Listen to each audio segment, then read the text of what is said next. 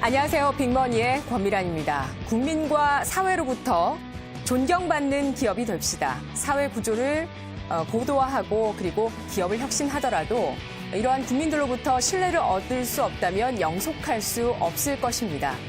이 같은 신년사를 지난해 남겼던 이 고 구본무 회장이 지난 주말 바로 숙환으로 별세하게 되었습니다. 그의 나이 73세였는데요.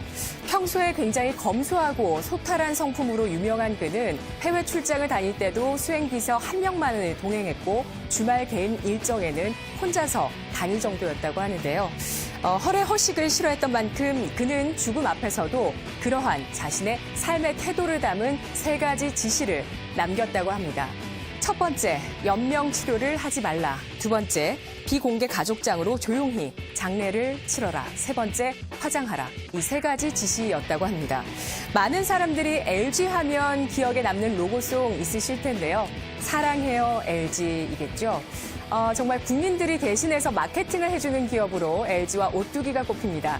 그만큼 그의 경영 철학대로 많은 국민들에게 사랑과 신뢰를 받았던 LG라는 그룹을 만들어냈던 이 사람은 그가 경영했던 추구했었던 그 정도 경영 때문에 이러한 위치에까지 올라오지 않았을까라는 생각을 하는데요. 더불어서 사람을 사랑하는 자세를 갖고 있는 사람이었습니다. 사회에 의로운 사람들과 기업 내 인재를 소중하게 여겼던 자세를 가지고 있었는데요. 또 구본무 회장은 국내 대기업 총수 가운데 실형을 살지 않았던 몇 안 되는 재벌 총수이기도 합니다. 그리고 재계 4위였던 LG그룹 총수로서 처음으로 검찰에 출두했던 것이 바로 지난 2016년 12월이었는데요. 박근혜 최순실 게이트 관련해서였죠. 당시 그는 또 많은 사람들의 기억에 남는 말을 남기기도 했습니다. 한 국회의원이 어떻게 해서 정부의 요구를 단호하게 끊지 못했느냐라고 정경유착에 대한 질문을 하자 그렇다면 국회에서 입법해서 못하게 하세요 라고 단호한 말을 남겼는데요. 정말 그 누구도 부인할 수 없는 사이다 답변이 아니었을까라는 생각을 하게 됩니다. 고 구본무 회장은 이 1995년 50세의 나이로 LG가의 3세 경영을 알리게 되었습니다. 당시의 모습인데요. 그의 업적은 LG를 글로벌 기업으로 키웠다는 점, 그리고 지배구조 전환을 국내 대기업 최초로 해냈다는 점이 아닐까 싶습니다. 취임에 앞서서 럭키 금성이라는 사명을 버리고 LG라는 사명으로 바꾸었고요. 초우량 LG로 만들겠다라고 취임사에서 밝혔는데요. 그의 취임사대로 LG는 글로벌 초우량 기업으로 성장하게 되면서 160조 원의 연 매출을 올리는 그러한 기업으로 성장했습니다. 그는 정유, 유통, 패션, 보험 같은 여러 사업 부문을 이 동업자였던 허씨 일가와 또 형제였던 구씨 일가들에게 나눠주게 되었는데요. 이후에 LG는 전자와 화학 분야에 집중을 하게 되죠. 자, 이 과정에서 디스플레이와 2차 전지 분야의 미래 성장성을 보고 투자를 하고 사업을 이어왔는데 그 과정이 쉽지는 않았습니다. 적자를 계속 이어가면서 이 부분을 접어야 되는지 여러 가지 얘기들도 많았지만 불굴의 의지와 특유의 승부 분성으로 LG 디스플레이와 LG 화학은 글로벌 1위 업체로 우뚝 서게 되었습니다. 2013년에는 이 국내 최초로 지배구조 전환을 이루어내면서 경영의 투명성까지 확보하게 됐는데요.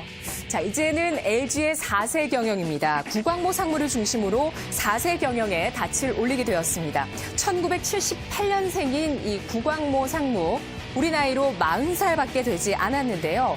따라서 이 신임 사내 이사로 등재가 된다면 국내 재벌 총수 가운데에서는 최연소로 이름을 올리는 총수가 되게 될 겁니다.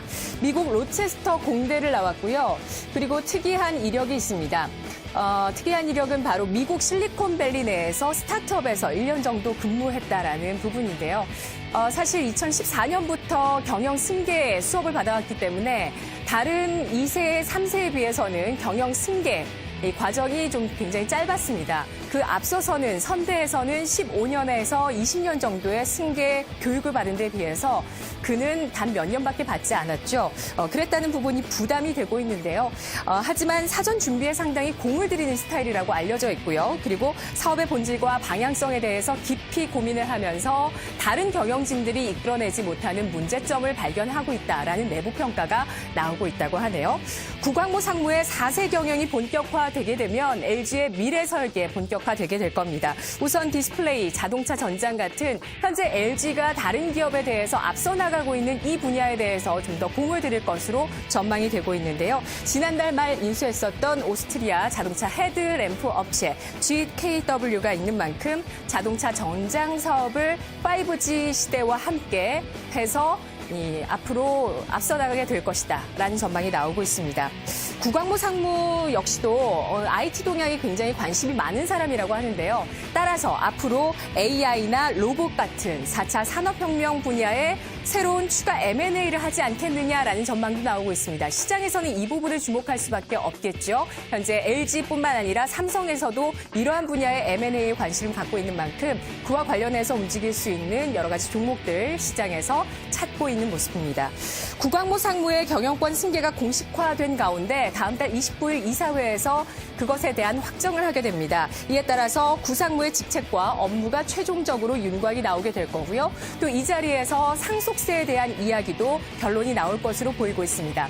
현재 이 구본무 회장이 갖고 있었던 11%대의 지분을 다 그가 가지고 오게 된다면 상속세가 1조 원에 가깝게 나올 것으로 예상이 되고 있는데요. 이러한 부분들 LG그룹답게 이 부분에 대해서도 편법 없이 깨끗한 처리를 통해서 국내의 신뢰, 국민들의 신뢰와 사랑을 받는 그러한 계기로 마련하지 않겠느냐라는 전망 나오고 있습니다.